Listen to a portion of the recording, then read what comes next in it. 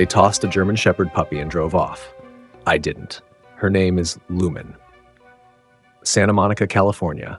5 months old, skinny, her fur dull and patchy, a blue tag on her collar stamped B27. I first saw her curled against the concrete wall outside the shelter parking lot, like she was trying to disappear into the shadow of a trash bin. She wasn't barking, not whining, just frozen. I crouched down, and for a moment I thought maybe she was deaf. Cars screamed down Lincoln Boulevard behind me, horns blaring, music rattling windows, and she didn't even flinch. Then I saw it, her ribs rising and falling in tiny, shallow breaths. Fear can make a puppy small, so small it feels like she's vanishing right in front of you. "Hey girl," I whispered. My voice cracked in a way I didn't expect. "It's okay, I'm not leaving." I stretched a hand out not close enough to touch, just there. An offering. Nothing. Her eyes, muddy brown, almost gray, never left the ground. Then a twitch. Her ear flicked at my voice. My chest tightened. She'd heard me. She was listening. A volunteer stepped out of the shelter door holding a clipboard. "That one, she's been here 3 weeks. Won't eat much, won't play. They're calling her unadoptable." He said it casually, like the word wasn't a knife. Then he shrugged and walked back inside, leaving me there with the silence. Unadoptable. I hated how easily he said it, like she was a broken chair on the curb waiting for trash pickup. I looked back at Lumen, though she wasn't Lumen yet, just B27, and she lifted her eyes for half a second. And in that half second, I swear she was begging me not to believe him. I thought about turning away. Honest, I did. I've told myself before not to get attached. You can't save them all, right? That's what people say. But I kept staring at that tiny collar tag rattling against her neck when the wind shifted, and I felt my jaw clench. "Not this one," I muttered. "Not you." I slid down onto the curb so my knees were level with hers. A car whooshed past, throwing hot exhaust in my face, and still I stayed. She blinked once, twice, and then finally her eyes met mine. Just for a heartbeat, but long enough for me to know I couldn't walk away. That heartbeat hooked me. It was like she said, "If you go, I'll fade. If you stay, maybe I'll try," and I knew I wasn't going anywhere. But when I reached for the leash lying beside her, she suddenly jerked back, a low sound rattling in her tiny chest. It wasn't aggression. It was panic, pure and raw. Her paws scraped the pavement, and I froze. What if she never let me near? What if I couldn't bring her inside at all? The tag clinked again, the number catching the sunlight, B27. It felt like a countdown clock, and I thought, what happens if I fail her too? The German Shepherd puppy wouldn't look at me. I waited. I sat there with the kibble on my palm, my legs numb against the curb, the noise of Santa Monica rolling over us like a storm. Every second felt like a dare. She breathed, but so shallow I thought maybe she'd vanish if I blinked too long. "Come on, girl, just one step," I whispered. My throat was dry. She didn't move. The shelter door squeaked open behind me. A staffer leaned out, clipboard in hand. "You know she's marked unadoptable, right? We don't have space. A couple more days and..." He stopped himself, but the words hung there like a blade. Then he let the door slam shut. My stomach twisted. Days? That's all she had? I clenched my jaw and forced my hand to stay open, steady. If I twitched now, if I rushed her, she'd be gone in more ways than one. Her ear flicked. Then the tiniest scrape of a paw forward. I froze, barely breathing. The German Shepherd puppy's nose lifted, nostrils twitching, eyes darting between my face and the food. "Yes, that's it," I muttered, barely a breath. My heart thumped so loud it felt like a drum in my chest. Another inch. The tag on her collar rattled like loose change. I could see the fear in her eyes fighting hunger, see her ribs shift under the tight skin with each trembling step. For one shining second, I believed she might actually do it, close that impossible gap. And then, bang! A car door slammed on the street behind us, hard and mean. She bolted back, claws skidding on the concrete, eyes wide like I'd burned her. My hand stayed stretched out in the empty air, kibble untouched. The chance was gone, just like that. And I sat there shaking, wondering if I'd already failed her. I stayed frozen after she bolted, my hand still outstretched like an idiot holding a pebble. The slam of that car door was still ringing in my ears, and in hers too. She pressed herself so tight against the wall it looked like she wanted to melt right into it. For a second, I thought that was it. I'd lost her completely. But then I remembered the words from the staffer. A couple more days. That clock was ticking whether she trusted me or not. I pulled my hand back slowly and let the kibble fall to the ground between us. "Okay," I whispered. "You don't have to take it from me, but it's yours." I nudged the piece with one finger, sliding it closer. Her eyes tracked it, her whole body trembling like a wire. That was when I realized this wasn't going to be about one magic moment. It wasn't a movie scene where the scared German Shepherd puppy suddenly leaps into my arms.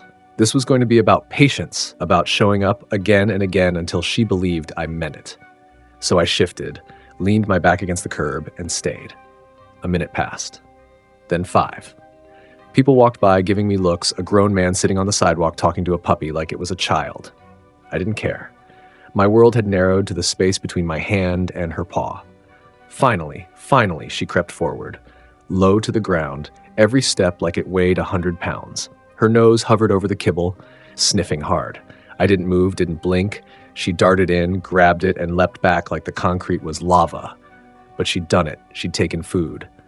And something broke loose in me. Relief, hope, I couldn't even name it. I swallowed hard and reached into my pocket for another piece. This time I set it a little closer to me. She stared at it, then at me. The decision played out in her eyes like a coin flipping in slow motion. She stepped forward again and again, until the distance between us was barely a foot. Her breath hit my fingers before her mouth did. Warm, fast, uncertain. Then, soft as a feather, her nose brushed my skin. My heart thudded so loud I thought it might scare her off again. But she didn't run. She took the food, dropped it, then picked it up again. That's when I knew. This wasn't just a scared dog. This was a German Shepherd puppy, fighting to believe in something bigger than fear. I looked at that blue tag swinging under her chin, B27, thought, not anymore. Not if I have a say. So when the shelter door creaked open again and the staffer called, "You still here?" I stood, knees aching, and said the words before I even thought them. "Yeah, I'm adopting her. Now." At the counter, my hand shook as I signed the paperwork. The woman behind the desk gave me a look like she'd seen this before, people taking in dogs the system had already given up on. "You're sure?" she asked, sliding the clipboard closer. "Yeah," I said, my voice rougher than I wanted. "I'm sure." The German Shepherd puppy sat pressed against the far wall of the intake room. The leash looped around her collar like it was a chain. Every sound made her flinch. The ring of the phone, the shuffle of a printer spitting out forms. She looked so small under the fluorescent lights. But she was mine now, and whether she knew it yet or not, I wasn't letting go. They handed me a starter bag of food, a basic leash, and a tiny folder with her vaccination record. I tucked it all under my arm, crouched low, and whispered, "Come on, girl. Let's go home." She froze at the doorway, paws locked like they'd turned to stone. Cars whooshed by outside, a horn blared, and she shrank back into the corner. My chest tightened. How could I convince her the world outside wasn't out to kill her? I crouched lower, pulled another piece of kibble from my pocket, and set it on the threshold. "Just this step, that's all I'm asking." Her eyes flicked from me to the door. One step, then another. The tag on her collar rattled like it was cheering her on. Finally, she crossed the line, out into the air, into the noise. By the time we reached my car, I was sweating like I'd run a marathon. She hesitated again, looking at the back seat like it was another trap. So I climbed in first, patting the upholstery, trying to make it less scary. "See? It's safe. Just you and me." After a long pause, she leapt in, landing so hard the whole car shook. She immediately pressed herself against the floorboard, hiding, but she was inside. That was enough. Driving home, I kept glancing in the rearview mirror. Her eyes were wide, scanning everything, her chest rising and falling like she'd sprinted a mile. I wanted to tell her it was over, that she was safe now, but words felt useless. Instead, I stopped at a little pet shop near Main Street. I bought the softest bed I could find, a chew toy shaped like a bone, and because it caught my eye, a bright yellow bandana. The clerk rang it up, smiled, and said, "Good choice. Patagonia makes the durable ones." Back in the car, I tied the bandana loose around her neck. Against her dull coat, it looked like sunlight. For the first time all day, I thought I saw the German Shepherd puppy lift her head just a little higher. But when we pulled into my driveway and I opened the door, she froze again. Nose out, body stiff, like she couldn't believe this next step was really hers to take. I held the leash slack, my voice low and steady. "Welcome home, Lumen, if you want it. She lingered on the threshold, trembling, eyes darting from me to the doorway. And then, out of nowhere, a neighbor's trash can toppled in the wind. The crash made her leap back like lightning. The crash echoed down the street, and the German Shepherd puppy nearly yanked the leash from my hand. My heart lurched as she scrambled backward, paws skidding against the pavement. For a split second, I thought she'd slip free and vanish into the night. Easy, girl. Easy. My voice cracked as I knelt right there on the driveway, holding the leash loose so she didn't feel trapped. Her chest heaved, her eyes darting from the fallen trash can back to me. I forced myself to stay calm, even though my pulse was racing. I dragged the can upright, made a show of tapping it like it was no big deal, and then sat on the concrete. See? Just plastic and noise. She didn't believe me, not yet, but she hadn't bolted, and that was something. Inside, I laid the new bed in the corner of the kitchen and set her water bowl nearby. She paced in small circles, the yellow bandana hanging crooked on her neck. Every time I moved, her eyes flicked sharp to me, ready to run if I made a wrong move. I wanted to reach out, to pull her close, but I knew that wasn't trust. It would have been force. So I left her space. I sat on the floor with my back against the cabinets, my legs stretched out. I kept my hands open, empty, resting on my knees. I just stayed. Hours passed like that. The clock ticked, the refrigerator hummed, and my lower back screamed from the hard floor. Midnight rolled over, and still, she stood stiff as a board. "Guess it's just us tonight," I whispered. My voice echoed off the tile. "You don't have to like me, but I'm here."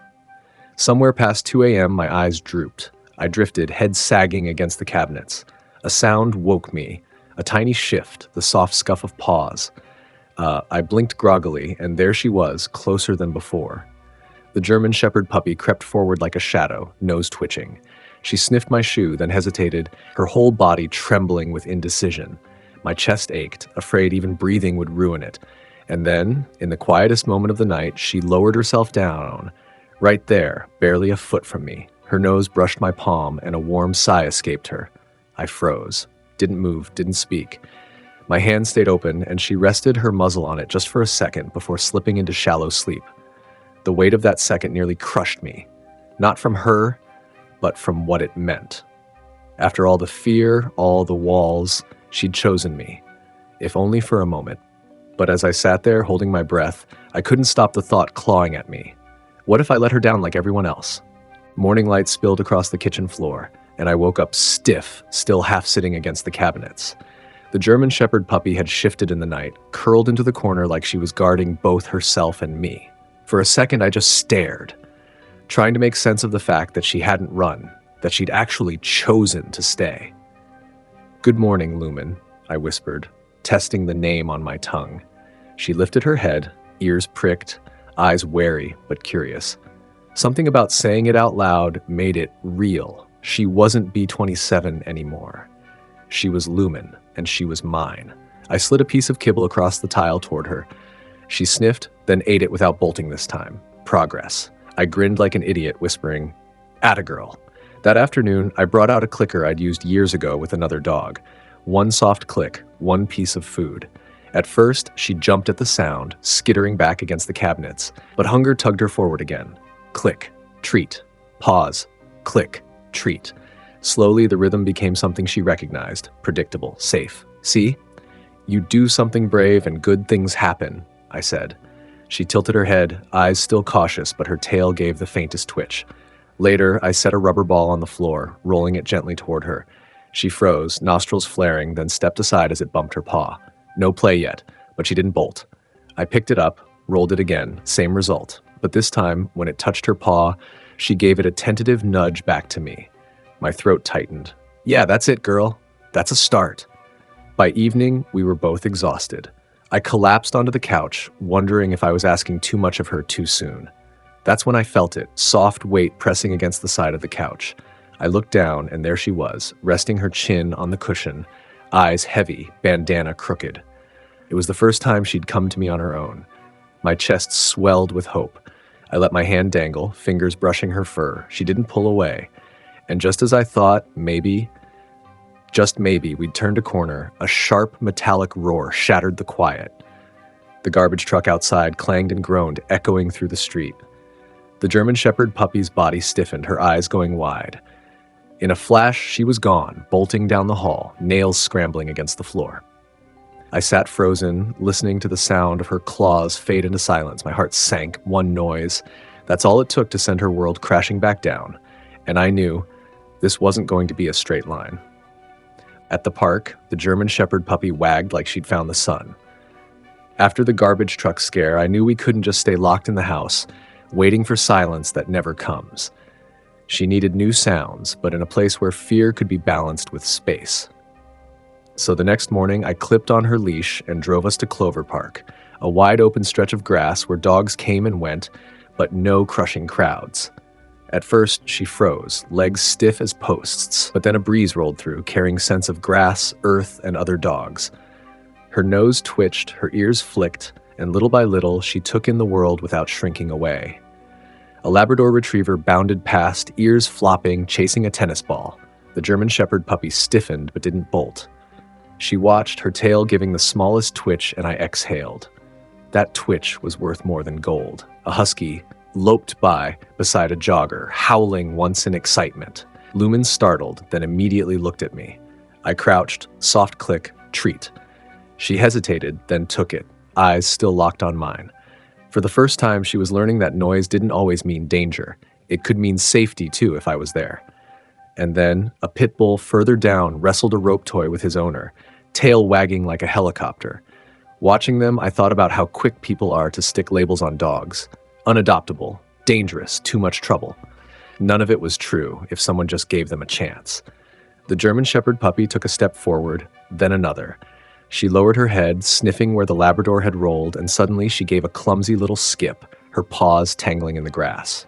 It wasn't graceful, but it was joy. My chest tightened as I whispered, "That's it, girl. That's who you are." We stayed longer than I planned. Every stroller squeak, every bark tested her. And each time she faltered, she looked at me, searching my face for answers. I gave her what I could: calm eyes, steady voice, patience. By the time we walked back to the car, her tail brushed against my leg, slow and certain. She climbed in on her own this time, bandana crooked but glowing bright in the afternoon sun. I rested a hand on the wheel and glanced back at her. Today we'd found hope in the quiet of a park, but tomorrow would be Santa Monica Pier. Crowds, music, drums, the ocean crashing under the boardwalk. We were making progress, but were we ready for that storm? I wasn't sure. Back home, I thought the hardest part was behind us, but I was wrong. The next day, a neighbor knocked on my door. "Hey," he said, eyes darting past me to the German Shepherd puppy curled in the hallway. "That dog of yours barked half the night. Everything okay?" His tone wasn't mean, but it carried that edge of irritation that makes your stomach sink. I forced a smile. "She's new. Rescue. Still adjusting." He nodded, but I caught the doubt in his eyes before he walked away. I shut the door and leaned against it, rubbing my forehead.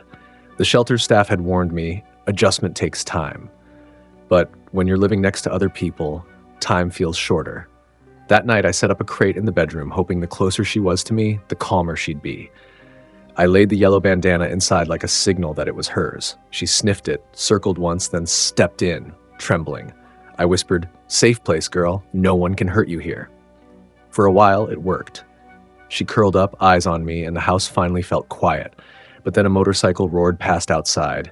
Her whole body jerked, and she let out a sharp, panicked bark. Another, then another. My chest sank as I sat on the floor by the crate, murmuring soft words until her breathing slowed. I'll be honest, I felt a flicker of fear. Not fear of her, but of me. Could I really handle this? What if she never adjusted? What if I couldn't give her the calm she needed? I pressed my hand to the crate bars, and after a long pause, she nudged it with her nose. A reminder that she was trying too, in her own broken way. The next morning, I took her to the small training yard behind the shelter where I first met her. Familiar ground, but with me beside her this time. I worked the clicker, treats in hand, teaching her to sit, to stay, to breathe through the noises drifting from the street. Progress came in inches, but they were real inches. And yet, doubt gnawed at me. Every setback felt like a shadow bigger than the progress. My mind raced with what-ifs. What if the neighbor complained again? What if she panicked in public? What if love wasn't enough? I sat on the grass as she sniffed the perimeter, my head heavy in my hands. Then I felt it, a warm weight pressing against my leg. I looked up, and there she was, sitting close, her body trembling but refusing to move away. It was her way of saying, "I'm scared too, but I'm still here." I let out a shaky laugh and whispered, "All right, Lumen, we'll figure it out, together." But tomorrow loomed, the Santa Monica Pier. Crowds, drums, voices, chaos, and deep down, I didn't know if either of us was truly ready. Santa Monica Pier loomed ahead of us like another world. The German Shepherd puppy shifted nervously in the back seat as I parked, her nose pressed against the window, ears pinned tight. I sat there for a minute, my hand on the wheel, staring at the ocean glittering behind the wooden planks of the boardwalk. Families streamed past. Tourists with cameras, kids tugging balloons, the smell of fried dough drifting in the air. It was everything she feared all at once. "Okay, girl," I whispered, glancing back at her. "We're not here to conquer it all. Just one step at a time." When I opened the door, the sound hit us like a wave. Laughter, gulls screeching, a street drummer pounding out a rhythm that shook the boards. Lumen froze at the curb, her legs stiff as stone. For a moment, I thought she wouldn't move at all, so I crouched, gave a soft click, and held out a treat. "Right here. That's all." She hesitated, then took a single step onto the wooden planks. The board creaked under her paw, and she flinched, but she didn't retreat. My chest filled with cautious hope. We walked slowly, weaving through the crowd. A child dropped a soda cup, and the crash sent her lunging against the leash. I dropped to one knee, murmuring, "Easy, girl, I'm here." Her eyes locked onto mine, wide and panicked. I steadied my breathing so she could hear the rhythm, feel the calm. She trembled, then lowered herself onto her haunches beside me. People stared, some smiling gently, others whispering. A woman with a golden Labrador Retriever gave me a nod, like she understood the fight we were in. That nod carried me through. I guided Lumen closer to the railing, where the ocean stretched out forever. The salty air hit us, gulls wheeling overhead. She sniffed hard, ears twitching, her tail low but moving, slow, uncertain wags brushing my leg. A man with a husky walked past, the dog barking sharp and sudden. Lumen startled, then pressed her body against my knee instead of bolting. My throat tightened. That small choice, not running but leaning on me, was everything. I crouched again, whispering, "You're braver than you know." I slipped her a treat, fingers brushing the bandana around her neck. Her eyes flicked to mine, softer this time. We lingered there, the sea churning below, the noise swirling around us. Each second was a battle, but it was one she was starting to fight with me, not against me. And just when I thought maybe we'd won this round, the street drummer shifted closer, sticks pounding louder, the rhythm rattling the wood beneath our feet. Lumen's ears flattened, her body stiffened like a bowstring pulled too tight, and I thought, if she breaks now, I might lose her trust for good. The drums hit like thunder, rattling through the boards under our feet. The German Shepherd puppy crouched low, her paws sliding against the planks as if she were about to bolt. My stomach dropped. This was it, the moment everything could shatter. "Lumen," I said, sharper than I meant. Her eyes shot to mine, wide and desperate, the leash strained between us, a lifeline stretched to its breaking point. Around us, people laughed, clapped, coins clinked into the drummer's bucket, oblivious to the storm happening in her chest. I dropped to my knees right there on the pier, not caring who stared. My voice softened. Hey, I've got you. Look at me, not them. Just me." Her whole body shook. The drummer pounded faster, louder, a wall of sound that made my ribs vibrate. For a breathless second, I thought she'd rip free, disappear into the chaos, and I'd never see her again. Then her paw touched my thigh. Just barely. Her eyes locked onto mine, trembling, terrified, but choosing me instead of the noise. I swallowed hard, pulled the clicker from my pocket, and pressed it. Click. One treat in my open palm. Her nose quivered, her body still taut like a wire. Then she leaned in, just enough to take it. The crowd blurred. The drums, the laughter, the shouting, it all faded behind that single act. She was still here, with me. A woman passing by whispered, "Wow, look at her trust you." But I barely heard. My eyes stung, my chest aching with relief. I rubbed her neck gently, the yellow bandana soft under my fingers. "That's it, girl. You did it." My voice cracked on the last word. The drummer ended with a final crash of the sticks, a cheer rising from the crowd. Lumen flinched, but she didn't run. She pressed harder against me, her body curved into mine like she'd finally found her safe place in the storm. And in that instant, I knew. We hadn't just survived Santa Monica Pier. We'd conquered her worst fear, together. But as we walked back to the car, her steps lighter than I'd ever seen, one thought lingered. Conquering fear is one thing. Learning to live beyond it is another. And I wondered, was she ready for joy, or was I? The ocean stretched wide and endless, the late sun painting the waves gold. After the storm of Santa Monica Pier, I needed to give her this. Quiet, space, a place where the noise couldn't follow us. I unhooked the leash, my hand trembling. For a moment, the German Shepherd puppy just stood there, ears flicking at the sound of the surf, paws sinking into the cool sand. My chest was tight. Would she panic? Would she run? Then, without warning, she bolted. Straight forward, ears back, tail flying. Not away from me, but into the open air.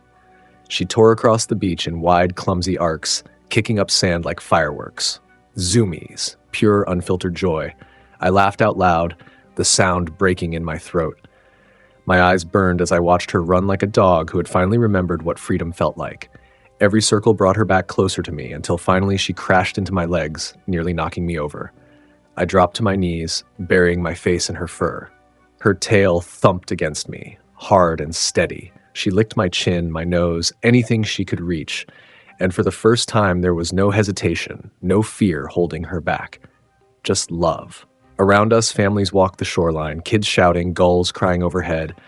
But none of it mattered. The only thing that existed was this trembling, joyful German Shepherd puppy pressing herself against me like she'd chosen me 1,000 times over. I looked at the crooked yellow bandana flapping in the breeze, glowing like sunlight against her coat, a symbol of how far she'd come, a symbol of the life waiting ahead. She's not B27 anymore, I whispered. She's Lumen. She's home. And in that moment, watching her eyes sparkle brighter than the waves, I realized something I hadn't admitted until now. I hadn't just saved her. She'd saved me too. Once she was a number on a tag. Now she's the heartbeat in my home. Lumen's journey has been more than a rescue. It's been a reminder that fear doesn't define us, and that love, patience, and compassion can rewrite a life. She went from trembling in a corner to racing free on the beach, her yellow bandana bright against the horizon. And in her eyes, I saw proof. No dog is ever truly unadoptable. This little guy's journey from abandonment to rehabilitation shows how important nonprofit rescue groups really are. Caring for a rescued puppy is more than love. It's responsibility. It's pet care. If her story touched you, please like, comment, and share. Every share spreads awareness, and every view helps another dog like Lumen get their chance. Join our Brave Paws family. Be their voice. Be their hope.